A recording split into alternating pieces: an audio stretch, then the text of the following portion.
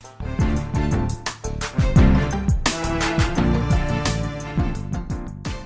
welcome to the Market Alert for Wednesday, the 29th of March 2023. So, culture of bailouts is destabilising the global financial system. Well, it's been going on for 15 years.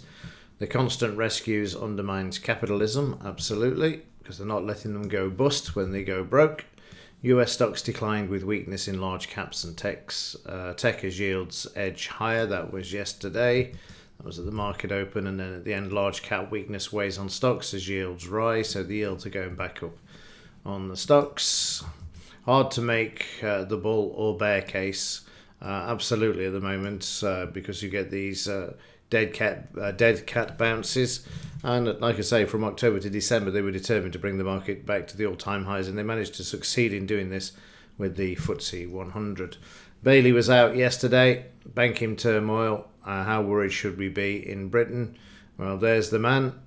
The least said, the better. But if we come down to here, I did actually highlight it, but it may have not stayed on the page. So let me just see if I can find it. Yeah, when asked how concerned the Bank of England should be, the answer from the Governor, Bailey, repeated to MPs at the Treasury Select Committee on Tuesday is don't panic. Well, not yet anyway. That was the best bit. Not yet anyway. Mr. Bailey conceded that the recent events made this a moment of heightened tension and alertness. So at least he was honest enough to say that. But the comparisons with 2008 are erroneous, and so far UK regulations introduced post-crash are passing the test. Well, he will be until he unless he continues to increase rates.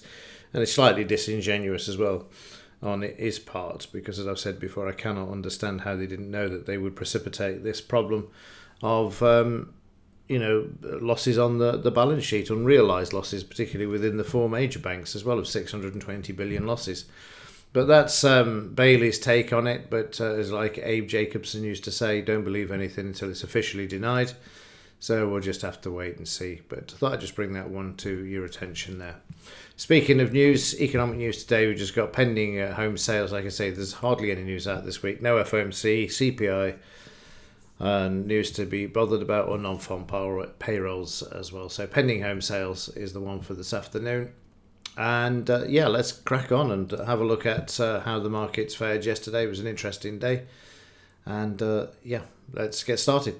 So in the Dow yesterday, the market down, then rallying up, and then certainly up on the overnight, as can be seen here, back towards the highs that we've got here. Inside bar for yesterday as well, or just an inside bar, trading up to Monday's high. But overnight, the market, I don't know why, is been piling it on, as can be seen by the 30-minute chart there. So yesterday, we sold off, the market coming back, and then moved up in the main event from 230, and then you can see the market selling off as the yields rose down to the 200 MA, and the market stopping. Overnight, the market is traded up to 89% of the move from there to there as well. So you've got this 89% yesterday where the market sold off. We then came back 62.78. And then we've got an 78 down here inside of here. And then we've rallied all the way back to 89, where the market's showing a bit of weakness there. First red bar on the overnight session there. But we need to get through the 89 to get to the high in order to move higher. But again, it's going to be dependent upon the likes of Deutsche Bank, which I'll come to in just a moment. And in the German DAX, again, you can see this up on the overnight as well, trying to get through that 78 and 89, and then you've got the recent high at 15,300, which saw the market move lower there. But at the moment, so far, so good. And in the 30-minute chart, also moving up there, trading down to the 200 MA, back up to the 20 bar and the close, having sailed through the high with selling, which you can see there in the red. The market went to the DP, bounced off that, got stuck at the 50 bar moving average, 89% retracement, and then down she came till we hit the 15,100. But overnight, the market's piled it back on, as can be seen there. And currently we are just coming up to 78%. We've got 89, and we've got yesterday's high. That's more likely where it's going to be going within the next hour or two before you get anything off that. Let's have a look at Deutsche Bank.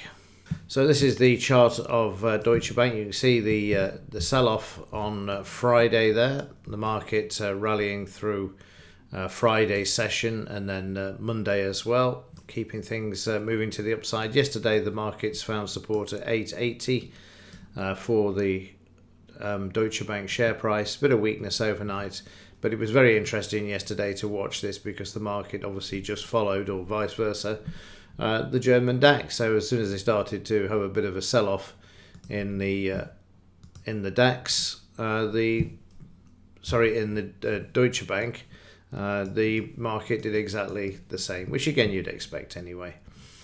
So we're waiting for this to open at the moment because this is only showing the session between 8 o'clock yesterday morning. Let me just bring this over for you so you can see. You've got the kickoff Tuesday, so it'll only show you the start of the session through to the 4:30. So that's what you've got there. Doesn't have an overnight on the IG Index platform. So we're just waiting to kick off at 8, which will be not too long. It'll be 7 for the UK market because obviously Germany's an hour ahead. So let's have a look at yesterday's trading. Started off appallingly with 1.26, managed £14 on the first lots that we did. Profit on the trades that I did in that time was 83% losers, but as we went through the day you'll see the profit moving up as I got into a rhythm, and by the time we finished we were up 186 for the day, 2.9 profit factor, and we'd gone to 60-40 or 59-41, doesn't really matter on that part. And then for the week so far, Monday and Tuesday, 39194, 2.64 on the profit factor, and we've got 59.41 there. So yeah, so far so good this week, given what's going on with Deutsche Bank. I will keep this chart open and I will watch this accordingly as well, just to see if we get any more sort of sell-offs like we did yesterday. I know that you're going to be fine on the downside on the German DAX if that is to be the case. In the S&P 500, making its way back up to the 78-89 after trading down to the 20-bar moving average during yesterday.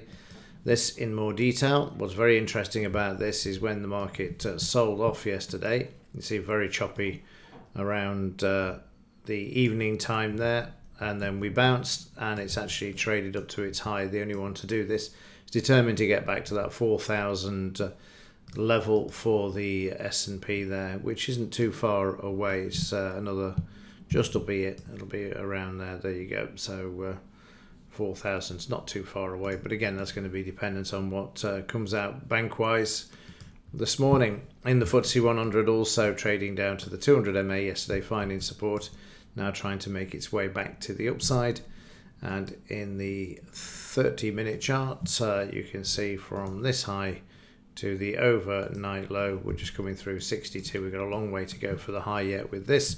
That'll get dragged along with the DAX if it manages to move up 100 points.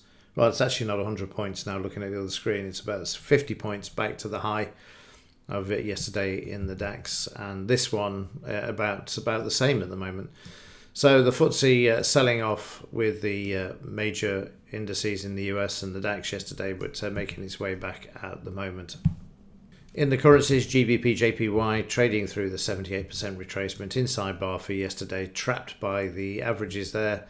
20 bar on the upside, 5 support on the downside, but breaking through that nicely.